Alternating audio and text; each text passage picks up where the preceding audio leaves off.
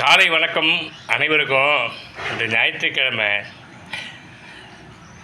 இந்த ஒரு 60 வயது முடிஞ்சு 61வது வயதெல்லாம் பயணம் செய்யும்போது நம்மளை தாக்கிறது என்ன நினைக்கிறீங்க? டிஸ்டர்ப் பண்ணுறது எது?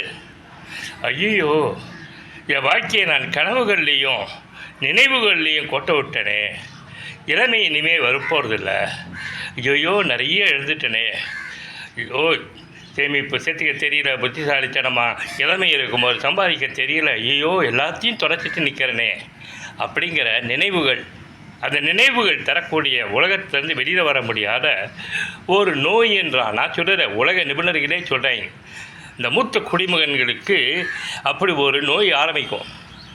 அந்த நோயிலிருந்து விடுபட்டு வர்றவே புத்திசாலி. என்னது? What next? நடந்து முடிஞ்சதை முற்றிலுமாக மறந்துவிடு.